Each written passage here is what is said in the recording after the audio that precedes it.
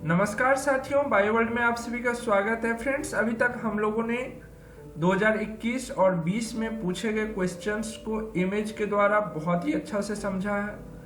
आज के लेक्चर में हम लोग समझने वाले हैं 2019 में बिहार पैरामेडिकल में पूछे गए क्वेश्चंस को उनके इमेज के द्वारा समझेंगे, ताकि हमें लंबे समय तक याद रहे। क्योंकि इमेज के द्वारा हम जो भी चीजें देखते हैं या समझते हैं वो हमें लंबे समय तक याद रहती है। ठीक है, चलिए क्वेश्चन पर चलते हैं। पहला क्वेश्चन है, सिस्मिक तरंगों का संबंध किससे है? सिस्मिक तरंग जो है इंग्लिश नाम है किसका? जो आपके पृथ्वी के भूगर्भ में जो भूकंप होती है, अर्थक्वेक जिसको बोलते हैं, वो एक प्रकार का वेव छोड़ती है। ठीक है, एक प्रकार का क्या करती है? वेव छोड़ती है। स्पाइरल टाइप से आप देख रहे हैं, वेव छोड़ती है। इस वेव को कौन सा यंत्र पकड़ता है? जिसे भूकंप मापी यंत्र बोलते हैं, सिस्मोग्राफ। ठीक है, क्या बोलते हैं? सिस्मोग्राफ बोलते हैं। सिस्मोग्राफ या सिस्मोमीटर बोलते हैं। सिस्मोमीटर ही पकड़ता है सिस्मिक तरंग को। ठीक है, और ये किससे संबंधी है? तो हमने बताया कि जब अर्थक्वेक, जिसको हिंदी में भूकंप बोलते हैं, भूकंप जब होती है तो वो एक प्रकार का वेव छोड़ती है, जिसे हम लोग मापते हैं किससे? सिस्मोग्राफ या सिस्मोमीटर यंत्र से। ठीक है, तो ये किससे संबंधित था? भूकंप से संबंधित था। चलो आगे बढ़ो, अगला क्वेश्चन है, आकाश गंगा यानी कि गैलेक्सी का कितने प्रतिशत पदार्थ तारे होते हैं?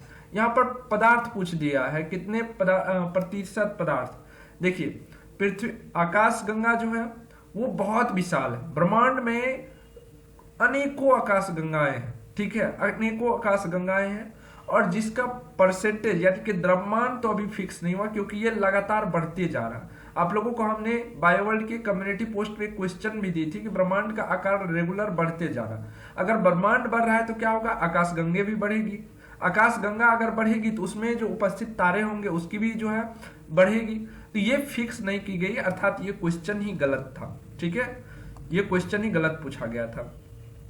अगला क्वेश्चन है, यह उन 4 तत्वों में से एक है जो मिलकर पृथ्वी के कुल भार का 93% है। तो पृथ्वी के कुल भार का जो 93% होगा वो तो ऐसा कोई एलिमेंट बना ही नहीं है। ठीक है, अगर हम देखें कि कुल उपस्थित तत्वों की संख्या अगर देखें तो 46.6% जो है ऑक्सीजन होते हैं। ठीक है, उसके बाद जो है आपको सिलिकॉन देखने को मिलते हैं। सिलिकॉन की मात्रा कितनी होती है? 28%। ठीक है, उसके बाद अन्य सारे एल्युमिनियम हो गए, Fe हो गए, ये सारे रहते हैं। तो पृथ्वी के द्रव्यमान यानी कि कुल भार के बोल दिए, कुल भार का अगर बोला तब तो गलत है। अगर कुल भार का नहीं बोलता, ये बोलता कि इनमें से कौन से तत्व जो पृथ्वी के जो टोटल पृथ्वी पर जो उपस्थित तत्व है उनमें से इतना प्रतिशत है, ऐसा करके क्वेश्चन पूछता, तो ये भी क्वेश्चन गलत पूछा गया था। बताओ, एक सबसे गलत ये लगती है बिहार पैरामेडिकल की, हर बार गलत क्वेश्चंस देते हैं। अगर 2021 में देखिएगा तो मैथ वाला क्वेश्चन गलत था, जो कि बहुत ही सिंपल था, बच्चे आराम से बना करके नंबर ले आ सकते थे। ठीक है, जोड़ घटा वाला सवाल था, लेकिन उसका आंसर ही गलत दिया गया था। वो जान करके ऐसा करते हैं। ठीक है, जान करके ऐसा करते ताकि कट ऑफ हाई ना जाए। ठीक है, चलो आगे देखते हैं, अगला बढ़ते हैं अगला क्वेश्चन की ओर। अगला क्वेश्चन है, कांस्य युग इस काल में था। कांस्य युग किस काल में था? वैसे कांस्य युग नाम क्यों पड़ा, कोई बता सकते हो? पाषाण युग। ठीक है, पाषाण युग में जो है किस किस धातु की खोज हुई थी? तांबे की खोज हुई थी, और उसके जो मिश्रित धातु थे जिसे हम बोलते थे कांस्य, तांबे एवं कांस्य का खोज हुआ था पाषाण युग में। कांस्य के कारण ही इसको कांस्य युग का नाम दे दिया गया, और इसका जो कार्यकाल था वो 3000 ईसा पूर्व से लेकर के 1100 ईसा वर्ष पूर्व के बीच था, जो कि आपके ऑप्शन के अनुसार है। ठीक है, चलो आगे बढ़ते हैं। अगला क्वेश्चन देखो, शाहनामा किसने लिखी? वैसे शाहनामा तो फिरदौसी ने लिखी थी, और इसका जो है बहुत ही एक लंबा कहानी है। ठीक है, बहुत ही लंबा कहानी है। शाहनामा लिखने के लिए इसको बोला गया था फिरदौसी को, किसके द्वारा? कोई बता सकते हो? कोई बता सकते हो? महमूद गजनवी ने, महमूद गजनवी के द्वारा इसको लिखने के लिए बोला गया था कि आप एक मेरे ऊपर जो है लिखिए, जिसमें आपको प्रत्येक वर्ड के लिए यानी कि एक अक्षर के लिए 1 दिनार दिया जाएगा। ठीक है, 1 दिनार दिया जाएगा। बेचारा फिरदौसी चला गया लिखने के लिए, ठीक है। लिखते लिखते इसको 30 साल लग गया। 30 साल में ये काफी मेहनत कर करके 10 से 10 ईस्वी में शाहनामा को तैयार किए। 10 से 10 ईस्वी में शाहनामा को क्या किए, तैयार किए। जब इसे ये लेकर के शाहनामा को लेकर के फिरदौसी जो है जब महमूद गजनवी के दरबार में गया तो इसे जो है दिनार के बदले में दिहरम दिया गया। एक होता है दिनार, ठीक है, अगर मैं कंपेरिजन करके बताओ, एक होता है दिनार और एक होता है दिरहम, ठीक है। मान लो कि इसको बोला गया कि आप जो है एक ऐसे ग्रंथ लिखिए जो हमेशा हमेशा तक नाम उसमें अच्छे कामों को दर्शाइए, मतलब जो ना किया हो, किया तो साला गलती है सब ठो। बोला कि अच्छा अच्छा मेरे बारे में लिखिए, ठीक है। दिनार मतलब हुआ कि एक वर्ड के लिए 1 रुपया देने का वादा किया राजा, लेकिन जब लेने गया ये 30 साल मेहनत करने के बाद बेचारा फिरदौसी जब देने गया कि राजा जी लीजिए आपका हमने लिख दिया है, चलिए अब हमको रुपया दीजिए, तो इसको दिया गया 1 पैसा 1 वर्ड के लिए। बताओ बेचारा 30 साल अपना जिंदगी फूक दिया इसके चक्कर में, इस शाहनामा को लिखने के चक्कर में, ठीक है। और जब इसको मिला ये 1 पैसा मिल रहा था, 1 भी रुपया नहीं लिया, ये 1 भी पैसा नहीं लिया, ये छोड़ करके आ गया और बोला कि हम अगर सही चीज लिखे हैं तो कुछ गलत भी लिखे हैं। गलत ये लिखे थे कि 2-4 पंक्तियां जो है ये बेसिकली कविताओं का एक संग्रह है, ठीक है। बोलिए तो एक कविताओं का संग्रह है ये शाहनामा। अगर हो सके तो कभी क्वेश्चन पूछ दे कि शाहनामा किसकी संग्रह है, तो कोई कहानी नहीं है, कविताओं के द्वारा राजा के बारे में बड़ाई की गई है, ठीक है। तो इन्होंने कहा कि अगर मैं बड़ाई कर सकता हूं तो बुराई भी कर सकता हूं, ठीक है। और राजा की क्या किए, 2-4 पंक्तियां ऐसे कर दी कि जिसमें पूरी राजा की जो है बुराई थी उसमें, और वो जो है पूरा का पूरा गजनी में जो है फैल गया। जब भी गजनी के कोई मंत्रीगण मतलब राज दरबार के कोई मंत्रीगण पूरे गजनी जो थे जगह जो थी वहां पर अगर घूमने जाते थे तो हर आदमी की जुबान पर वही होती थी, ठीक है। अभी जैसे नहीं है अच्छे दिन आएंगे, ठीक है, इसी प्रकार से चल रहे थे, जिसके कारण राजा को बहुत बेइज्जती फील हुआ और वो सोचा कि चलो ठीक है, वो अपने मंत्री को आदेश दिया कि दे दो उसको 1 दिनार यानी कि 1 रुपया जो था पर वर्ड वो दे दो उसको। जब ये देने गया तब तक पता चला कि फिरदौसी की जनाजा उठ रही थी, यानी कि उसके घर से उसकी जनाजा उठ रही थी, ठीक है। छोड़ो पुरानी बातें हैं, रहने दो। चलो अगला क्वेश्चन पे आओ। अगला क्वेश्चन है कांग्रेस से कब पूर्व स्वराज की घोषणा की। यहाँ कांग्रेस ने, ठीक है, से नहीं ने, कांग्रेस ने कब पूर्ण स्वराज की घोषणा की। तो देखिए कांग्रेस ने 31 दिसंबर 1929 को लाहौर अधिवेशन में, किसमें, लाहौर अधिवेशन में पूर्ण स्वराज की मांग की, ठीक है। और इसी दिन जो है रावी नदी के तट पर जो है भारत का प्रथम तिरंगा झंडा फहराया गया था 31 दिसंबर को ही, याद रखिएगा। तिरंगा झंडा किस नदी के किनारे, तो रावी नदी के किनारे इसी दिन, ठीक है। तो राइट आंसर क्या हो जाएगा, सी हो जाएगा ना। चलो आगे बढ़ो। अगला क्वेश्चन है भारत का उच्चतम न्यायालय कब से कार्य प्रारंभ किया। भारत का उच्चतम न्यायालय का वैसे फाउंडेशन जो बना था वो अंग्रेज के समय में बना था, स्थापना अगर बोले तो अंग्रेजी के अनुसार स्थापना इसका हुआ था 1 अक्टूबर 1937 में, ठीक है। लेकिन स्वतंत्र भारत की जब बोलिए कि भारत उच्चतम न्यायालय का जब दर्जा इसे मिला वो मिला 28 जनवरी 1950। कहीं कहीं पर आपको 26 जनवरी देखने को मिलेगा जो कि गलत है, आपको 28 जनवरी ही याद रखना है, ठीक है। चलो आगे बढ़ते हैं।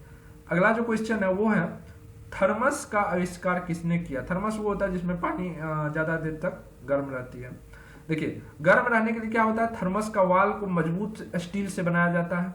तो इस साइंटिस्ट का नाम क्या था, जेम्स दीवार। इसीलिए इन्होंने जो एक बोतल बनाया उसके दीवार को मजबूत बनाया जिसका नाम क्या पड़ गया, थर्मस, ठीक है। तो जेम्स दीवार। चलो आगे बढ़ते हैं, अगला देखते हैं। जोड़ों के आंतरिक भाग को निरीक्षण के लिए इसका उपयोग किया जाता है। जोड़ बोले या हड्डी बोले या बोन बोले, तीनों के संबंधित जब भी होगा तो ऑर्थो लगा हुआ देखिएगा उसमें। अगर हड्डी से संबंधित कोई डॉक्टर हो तो ऑर्थोपेडिक्स, ठीक है। अगर हड्डी से संबंधित कोई यंत्र हो तो ऑर्थो उसमें लगा ही रहेगा, ठीक है। हड्डी वाला कुछ भी हो तो ऑर्थो लगा रहेगा, ठीक है। ऑक्सीमीटर क्या होता है, ऑक्सीजन लेवल को जांच करने के लिए ऑक्सीमीटर का यूज होता है, ठीक है। अब आप दो, ये तो हो गया आंसर, तो इसका बी हो जाएगा। ये देख रहे हैं, ये है आपका ऑर्थोस्कोप। अब आप लोग बताइए कि एल्गोमीटर का उपयोग किस में किया जाता है, जल्दी से बताइएगा आप लोग कमेंट में। अगला क्वेश्चन है, अंतिम बंदी श्वेत बाघ जिसकी मृत्यु मई 2019 में हुई। देखिए जीके में करंट अफेयर्स हम बोलते हैं, कुछ कुछ करंट अफेयर्स भी पढ़ते रहिए, क्योंकि करंट अफेयर्स से भी क्वेश्चन हर एक बार आ जाता है, 1 से 2 क्वेश्चन, ठीक है। तो करंट अफेयर्स को पढ़ा कीजिए। लेकिन पहले जो क्वेश्चन पूछा जाता था वो देखिए अपने देश से रिलेटेड है, बाहर नहीं जाता था ज्यादा क्वेश्चन। ये जो क्वेश्चन पूछा गया है ये भी क्वेश्चन अच्छा है। बताइए आप लोग आंसर बताइए। इसका नाम क्या था? बाजीराव, ठीक है। इस बाघ का नाम क्या था? बाजीराव था। 18 वर्ष की उम्र में ये जो है मस्तानी से मिलने चले गए। बाजीराव मस्तानी मूवी था ना, ठीक है। ये किस आपके जो राष्ट्रीय उद्यान है उसमें थे, नेशनल पार्क में? तो बता सकते हैं मुंबई के बोरीवली संजय गांधी पार्क में थे, ठीक है। चलो आगे बढ़ते हैं। अगला क्वेश्चन है, मानव शरीर में लगभग कितनी कोशिकाएं हैं? मानव शरीर में लगभग 30 ट्रिलियन कोशिकाएं हैं। 30, और यहाँ पर कुछ भी दे दिया गया है, 3 खरब होगा ट्रिलियन का वैसे, ठीक है। तो ये भी क्वेश्चन ऑप्शन के अनुसार कुछ नहीं मिलेगा, तो ये भी क्वेश्चन गलत है। आगे बढ़ते हैं। अगला देखिए, मसूड़ों से संबंधित विशेषज्ञ। दांत मसूड़ा कुछ भी हो तो डेंटिस्ट हो जाएगा, ठीक है। दांत मसूड़ा कुछ भी हो तो क्या हो जाएगा? डेंटिस्ट हो जाएगा। आगे बढ़ते हैं। अगला क्वेश्चन देखिए।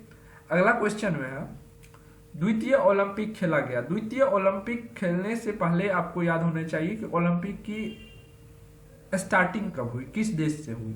तो स्टार्टिंग जो है, स्टार्टिंग कहां से हुई? यूनान बोले तो ग्रीस, ठीक है। यानी कि ग्रीस में हुई। कब हुई? आपको डेट याद होगा? नहीं याद है तो बता देते हैं। 1896 में स्टार्टिंग। उसके बाद फ्रांस के राजधानी पेरिस में खेला गया था आपको 1900 में, ठीक है। यानी कि 4 साल बाद, 4 साल बाद पे ये टोक्यो की चलते रहती है। तो राजधानी, फ्रांस की राजधानी पेरिस में, याद रखिएगा। और आप लोगों को बताना है कि 2021 का टोक्यो ओलंपिक किस देश में हुआ है। और आप लोगों से यह भी पूछा जा सकता है, टोक्यो ओलंपिक के छल्ले में कुल कितने रंग होते हैं? तो ये देखिए, टोक्यो ओलंपिक का ये है लोगो उसका, इसके छल्ले में कुल कितने रंग है? 1 2 3 4 5 रंग है ना, तो याद रखिएगा 5। और कौन कौन से रंग है तो ये भी याद रखिएगा, कई बार हो सकता है कि उल्टा पुल्टा करके पूछ दे। अगला क्वेश्चन है FIDE, ठीक है। FIED इस खेल के लिए विश्व भर में आयोजन करने वाला सर्वोच्च संगठन है। FIED का फुल फॉर्म कोई बता सकते हो? बताओ।